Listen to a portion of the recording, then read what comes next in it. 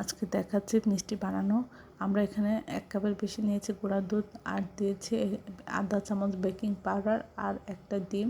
সব কিছু আলতোভাবে মাখিয়ে আমরা আধা ঘন্টা 10 মিনিট রেস্টে রেখে দেবো। তারপরে এভাবে হাত দিয়ে চেপে চেপে গোল করে আমি মিষ্টি শেপে তৈরি করে রেখে দিলাম।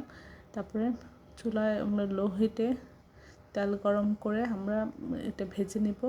বেশি জাল দেওয়া যাবে না। লো হিটে কুসুম গরম হয়ে গেলে তেল আমরা দিয়ে আস্তে আস্তে এটা ভেজে নিব। একটু কালার হয়ে গেলে আমরা উল্টে পাল্টে আমরা এটা নামিয়ে রাখবো। তারপরে আমরা সবগুলি যখন মিষ্টি ভাজা হয়ে যাবে তখন আমরা উঠিয়ে রেখে আমরা শিরা তৈরি করে নেব। দেখেন ভাজা পরে মিষ্টিগুলো অনেক বড় হয়ে গেছে। আমরা এখানে 2 কাপের বেশি চিনি দিয়েছি আর 4 কাপের বেশি আমরা পানি দিয়েছি। দিয়ে একটা পাতলা শিরা তৈরি করে নেব।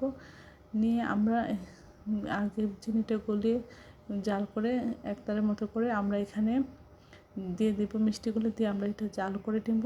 তারপরে সবগুলো একসাথে জাল করে আমরা 5 থেকে 10 মিনিট জাল করে চুলাটা বন্ধ করে দেব।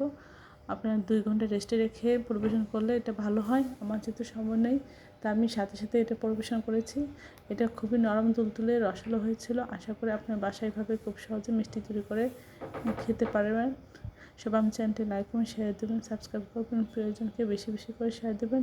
আমার চ্যানেলে সব রকম রান্নার রেসিপি রয়েছে, আশা করি দেখবেন। আর এই মিষ্টির অসাধারণ রেসিপিটা ফলো করে নিজেরা তৈরি করে খাবেন।